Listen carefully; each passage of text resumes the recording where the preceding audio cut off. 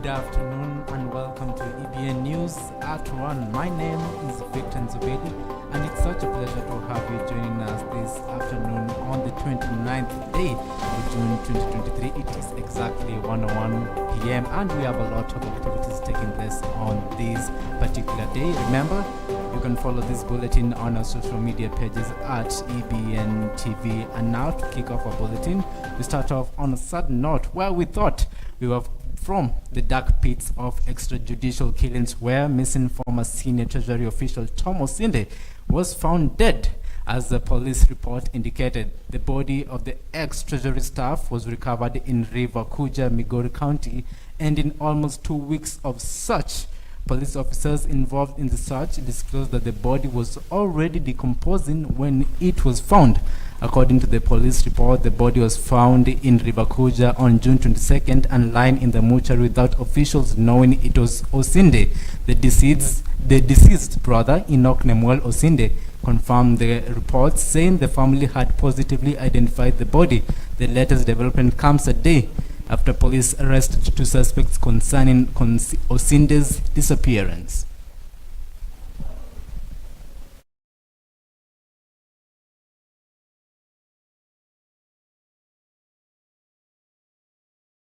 That is truly sad, and we send our heartfelt condolences to the family of Osinde. Now, on the second day, followers of the Islamic faith are celebrating Eid al-Adha in various locations across the country. In Mombasa County, Governor Abdul Swamad Sharif Nasir has urged Muslims to uphold unity and remember the less fortunate. Speaking at Ronald Ngala Stadium, where he joined hundreds of Muslims for the festivities, Sharif Nasir called on the government to address the cost of living issue. Additionally, religious leaders from Mombasa have urged the Judicial Service Commission to expedite the appointment of the Chief Qadi, emphasizing the need for transparency in the process. Na ndugu Mwenyezi Mungu Subhanahu wa Ta'ala ya kufunga yaumu Arafa na kusimamisha watu kila ambaye anajiweza kuweza kuchinja, na si kuchinja mnyama ambaye kwamba ni mgonjwa ama ni mnyama ambaye kwamba atakuwa ni kama kumfanya mtu dharau, lakini baada ya kuchinja na kuna mafungu yale ambayo kwamba unayapeleka kwa wale ambao kwamba wenye kuhitaji. Kwa hivyo huu ni wakati wa sote kuweza kwa kitu kimoja na kusaidiana, na panapo majaliwa nina imani ya kwa mambo yataenda kunyoka. Now, Kakamega Governor Fernandez Baraza has urged President William Ruto to crack the whip on drug officials perpetrating alleged graft at the National Hospital Insurance Fund. Baraza warned that the consequences of bad leadership at the top national insurer will be felt on citizens. Baraza was speaking when he joined parents, teachers, students, and alumni to celebrate 50 years since St. Mary's Mumias Girls High School was founded. He urged alumni associations in various schools to support continuing students in their former institutions.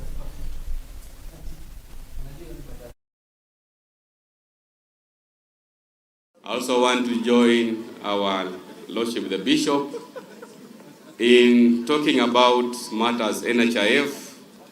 I know we are pumping in a lot of money, and we want to call upon the President achukue hatua kali kwa mambo ya ufisadi kule NHIF.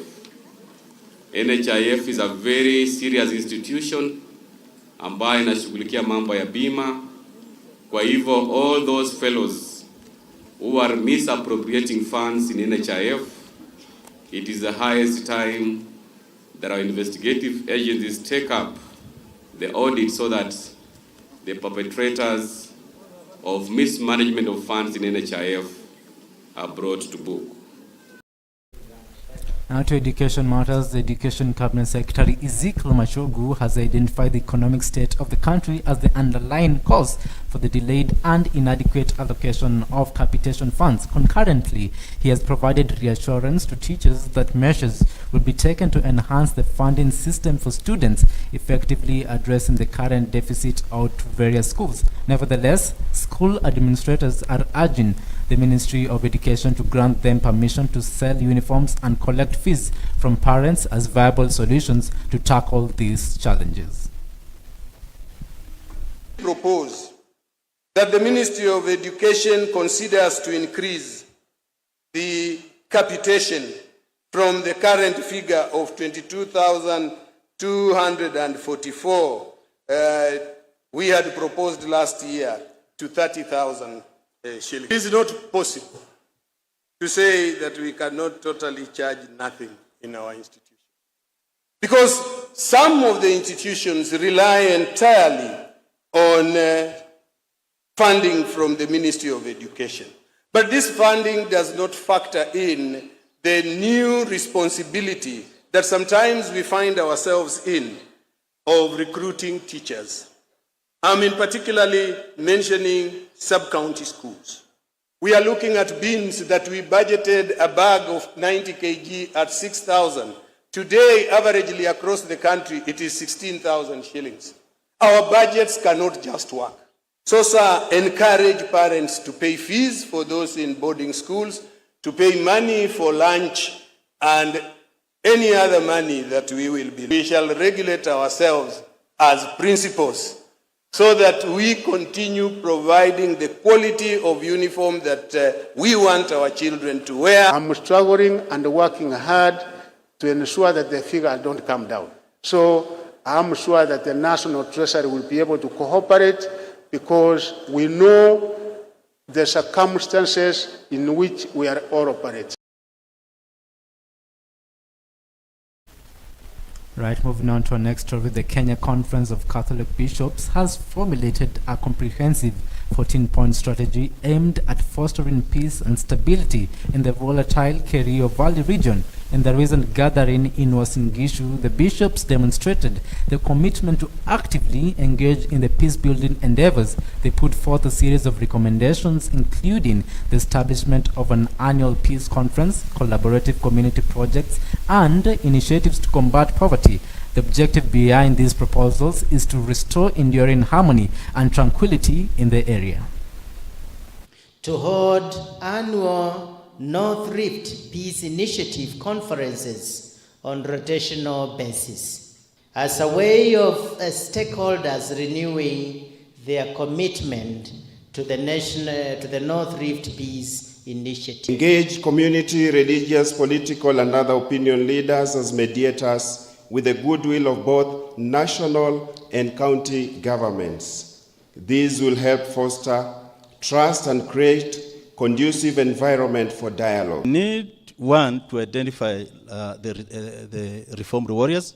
Number two, we need to get leaders who come from those particular communities, and majorly those who have set a pace in building peace, because the entire conflict is not really in issues of culture. It is majorly on the political part of it. I am a politician, of course, I've said for many years. So the politicians are the people who are fueling insecurity. We can still have a discussion around the question of participation by leaders in fueling the crisis and the instability in the region. And those leaders continue to enjoy their positions in the government or in political scene, and we are not calling them out. How are we going to achieve that? Right now, the Azimio Alliance has faced strong criticism for urging Kenyans to boycott tax payment and declaring a resumption of protest until the new tax law is repealed. According to Kuria Kimani, the chairman of the Parliamentary Finance Committee, the Azimio Alliance claims lack truth because they were involved in the successful passage of the 2023 Finance Bill and President William Ruto's inaugural budget. You do not want us to borrow. You do not want us to raise revenue as you've done in this act. Then what do you want? You just want to destabilize the country for your own selfish gains. And to make matters worse, you're being dishonest. Because there was nobody called for a reduction of the budget. None of the Azimio members of parliament called or sought an amendment to reduce an allocation for anything. I can't even imagine the whole act being repealed. I can't even imagine. Because we have already particular sectors and businesses already preparing and they have done now their own planning based on the act that has been signed. Repealing Finance Act of 2023 is not an option. Is not an option at all. Because he lives in Karen and his office is a walking distance, he shouldn't think that everyone lives a walking distance to their workplace. I don't know, this is a problem with having people who have no touch at all with reality, with the people on the ground. So if his house is a walking distance to his office, let him not imagine that is how all Kenyans are. Right now, the courts have been blamed for not imposing hefty fines as deterrent measures to the alcohol brewers amid government-touted efforts to eradicate the vice. Laikipia East Deputy County Commissioner Patrick Molly, speaking during an illicit liquor crackdown into Kuruma location on outskirts of Nanyuki town, regretted that the courts had demoralized security officers involved with eradicating the narcotics, since when they make an arrest of the drug dealers and present them in court, they get released. Na sisi wenyewe tutafanya kazi, na niseme ya kwamba upande ule mwingine ambao naona maybe tukiarrest tuna arrest, lakini upande wa mahakama tungeomba waweze kutupatia motisha wakati watu wanafikishwa pale, waweze kuwapatia penalty ambayo inaofaa. Manake most of the time tukishika, unapata umengangana, umeshika hii pombe na inachukua muda kupata either pombe, bangi, drugs, lakini ikienda huko unapata mtu anaenda anaachiliwa, anapewa faini ya 2000. Na hao watu ambao wanapiga pombe wanakuanga na chama yao, so ikiwa ni 2000, hata huyo mtu aekanyanga, akianyanga hapo nje imelipwa. Kwa hivyo tungeomba ya kwamba, kwa sababu ni wito wa serikali, tuweze kupunguza ama tumalize hii pombe haramu. Mahakama watusaidie na kutusupport. Mtu akienda pale waweke steep penalty, ndio tuweze kupata morali ya kuendelea kufanya hii kazi. Na niseme ya leo tuko hapa Milimani ambao iko Ndurukuma location, ambapo tuna maofficers wetu ambao tuliform multi-agent team ambayo iko na officers. Tunaweza kunaza motorbike bili ambazo zinasaidia upande wa kuzambaza hiyo pombe. Na pia tumepata yeast karoni 2, na pia kuna ile ya kutengeneza muratina ambao tumesapata. Ni kama tunaamini ya kwamba huwa anatengeneza hata muratina kwa hii boma, na langu ni kutoa wito kwa wananchi, manake wao wenyewe ndio wametuelezea kwamba kuna pombe inauzwa hapa. Waendelee kutupasha habari. Right, and now allow us to take a short breather, but don't go far. We'll be right back with more updates.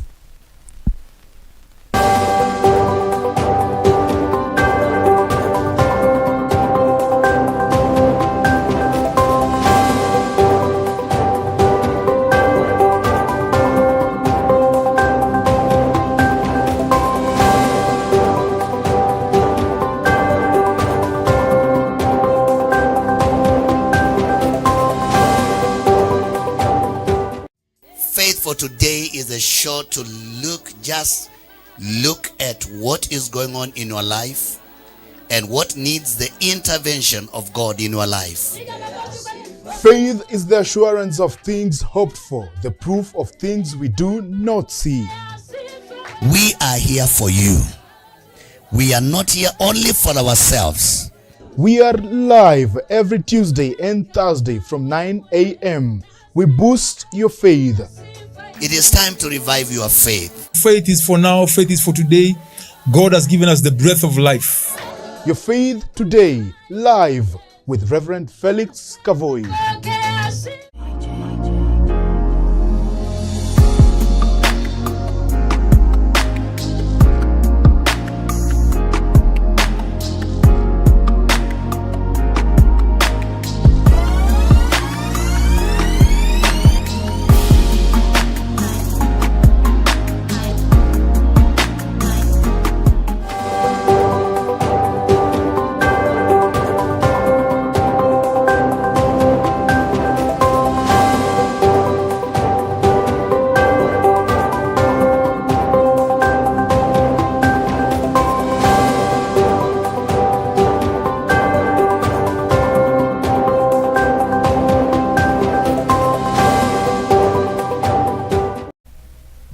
Welcome back. You are watching EBN News at 1 with me, Victor Enzobeli. And as we continue, Kenyans are now being urged to tighten their belts since their measures been put in place by the government to resuscitate the Kenyan economy is ravaged by hefty loans, natural and man-made disasters, which is going to bite deep into their pockets. As experts warn, though most of the measures are likely to revive the economy, the pain they cause in the process might make Azimio's call for demonstrations popular. Raila Odinga's Azimio has vowed to take to the streets starting 7th of July if the government does not reverse the passing of the Finance Act.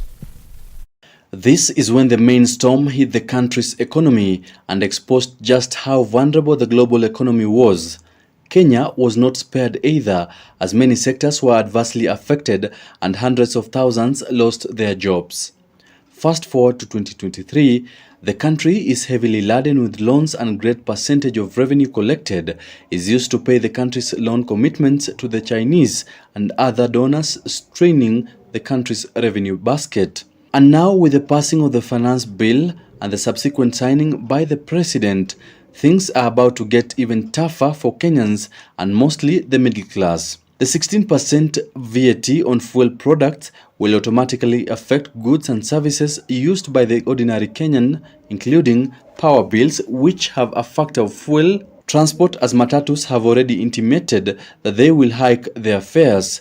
Cost of all manufactured goods, including unga, will also go up.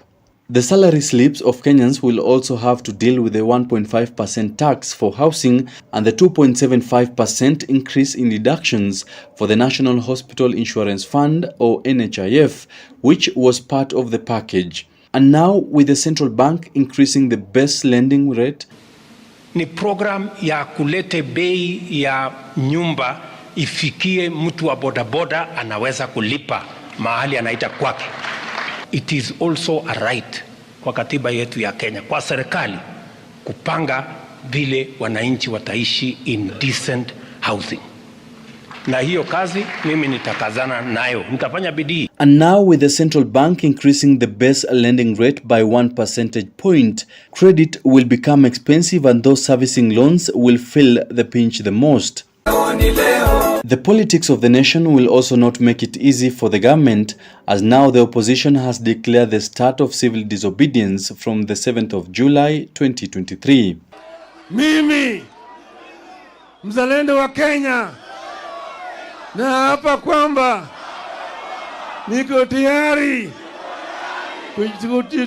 kutoka na kuandamana ili uhuru ikuje, gharama maisha irudi chini, usuru bandia itolewe.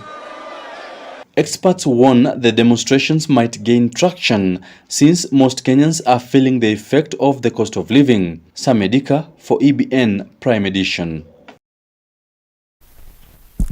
Machakos Deputy Governor Francis Mwangangi says it is high time that governors and deputy governors should cement their relationship for devolution to be fully realized. Recently, Siaya Deputy Governor William Odwol was saved from impeachment by the Senate, which found him with no misconduct of office. Mwangangi applauded the Senate terminate a big step in saving devolution, which he says has been under threat. He also called on the national government to fast-track the release of all pending devolved functions to counties and transfer the remaining functions to go in tandem with the release of the assets to enable the county governments to deliver services. Sababu devolution came, watu washikane wafanyie wananchi kazi. And I'm saying, deputy governors, myself included, we should know we have one executive governor. Lazima huyu governor ni mheshimu na nimuombe anywhere I go, sincerely, from my heart. Na yale anasema tufanye hapa, tupitie hapa. Lakini ukiangalia mengine, siasa ya vyama, nini, ndio inapelekwa Senate. Mimi nashukuru Senate ya Kenya, because they saved devolution in this country. Sasa watu waende wakae chini, wazungumze pamoja, wasonge mbele. Na we have our clergy. Like in this region, of Ukambani. Dr. Ndabuki, His Grace, anasimamia kontinenti bara la Afrika. Abraham Mulwa na viongozi wengine wa makanisa wana uwezo. Ikiwa kuna shida, twende pale, tuzungumze. Na ikiwa kuna shida, tuombe, uende nyumbani ukiwa umeridhika. Hii wasting of resources from county all the way to Senate, haisaidii anybody.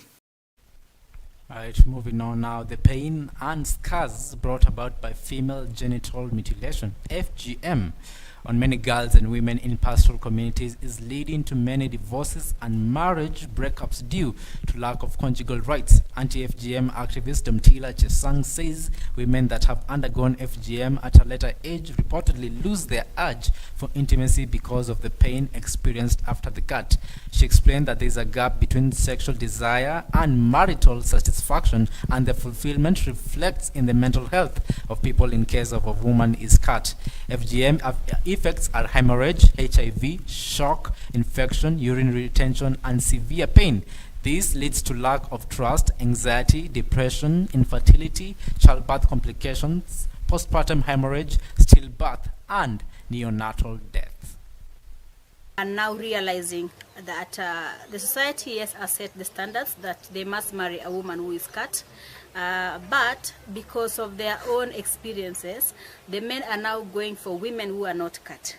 This is a true revelation that we received the other day from the community, and they told us that now the educated men especially are coming back to marry girls who have not been cut. And it is becoming a serious issue, and it will become a big problem in future because now the girls who have not been cut are not being married. They are getting. Nimefanya FGM iende juu ni mambo ya kuharash wasichana wetu, kueleza wasichana kwamba wewe ungali mbichi, na tumeshindwa. Hii mbichi inatoka wapi? Unapata wanawake ni wanne, mmoja hajakeketwa. Unaona hao wengine hawasimami hata kwa hiyo mlango ya huyo mama mwingine, hawaongei. Wanaambia mwanamume, wewe unaingia kwa hiyo nyumba, mwanamke huyo mbichi, usiingie manyumba zetu, tusiletee ugonjwa. Wenye wanakeketwa hawana chochote, wako sawa. Kwa hivyo na wamama pia, ile wakongwe, ile wamama zetu, mama mkwe ndio iko na shida kubwa sana, yenye imeleta shida kubwa ya FGM. Kama last week mimi nasema 2 days ago, mama mwenye ako na watoto 4 anatairiwa. Mama mwenye ako na watoto 3 anatairiwa. Mama mwenye ako na watoto 2 anatairiwa. Sijui tuko tunaelekea dunia gani? On Wednesday, the inhabitants of the Upper Matasia region in Ngong, Kajiado County organized a peaceful protest concerning the deteriorating condition of Masai Road.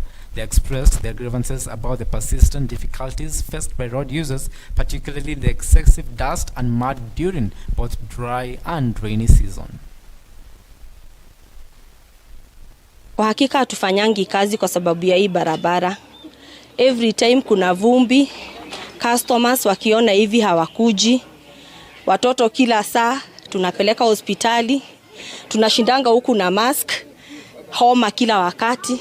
Hatupumui kwa sababu ya vumbi. Tunaambiwa tu, alafu tunagoja. Mwaka rudi mwaka nenda. All the time.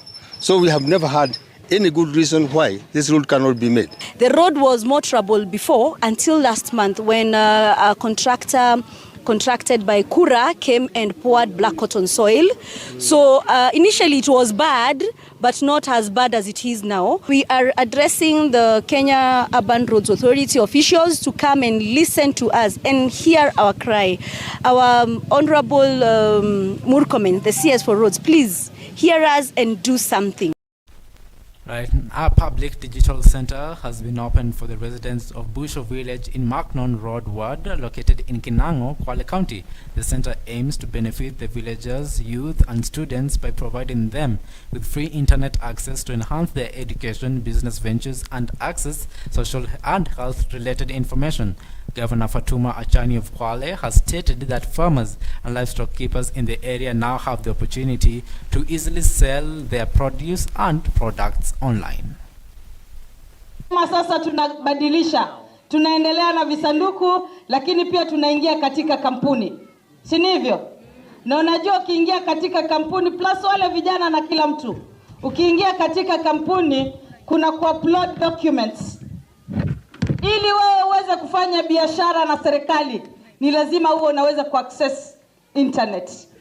Leo solution ya mambo yale imetuletea hapa Bushu. ATC Kenya aim to support the creation of an inclusive society where all members are afforded an opportunity to learn, grow, and become an empowered member of the society.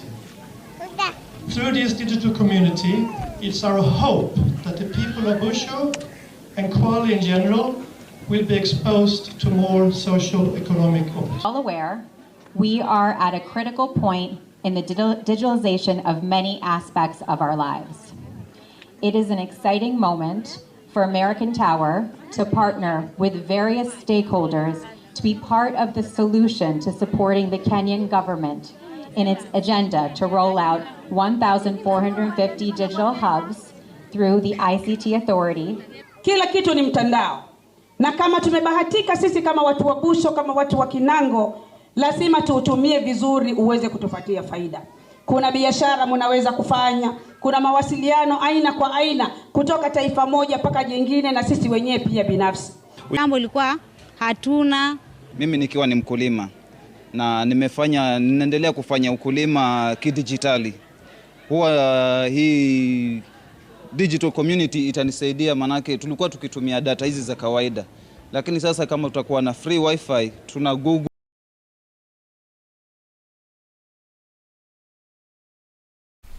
Right, and now let's cross our borders and have a look at the international news, where Sierra Leone's President Julius Maada Bio was re-elected to serve a second term with 56.17% of the vote. The head of the Electoral Commission said on Tuesday, prompting the runner-up to categorically reject the result. Bio's main challenger, Samura Kamara, who came second with 41.16% of the vote according to final results announced in Freetown, branded the result not credible.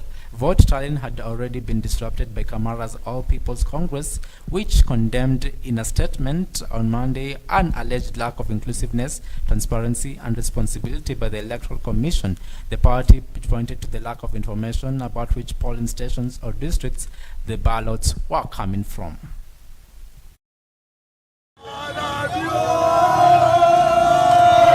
He has constructed so many bridges for us, and he is fighting the corruption in the country. So because of that, I like him. That is the reason why I voted for him.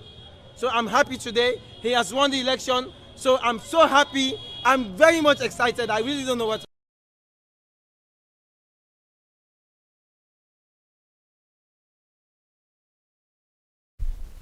Right, and now in a recent announcement, the United States Coast Guard has revealed that what is believed to be human remains have been discovered amidst the wreckage of the Titan submersible.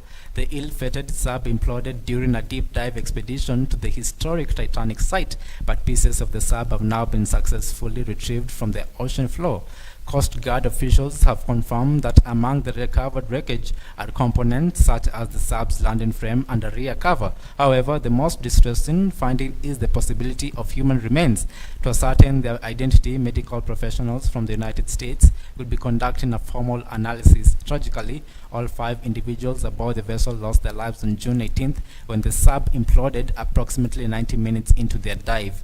The mission was to explore and observe the iconic 1912 shipwreck line at a depth of 3,800 meters in the vast expanse of the North Atlantic Ocean. The victims have been identified as Stockton Rush, a 61-year-old, Hamish Hadden, a 58-year-old British explorer, Shazda Dawood, aged 48, along with his son, 98-year-old Suleiman Dawood, and Paul Henry Nagelet, a 77-year-old French diver.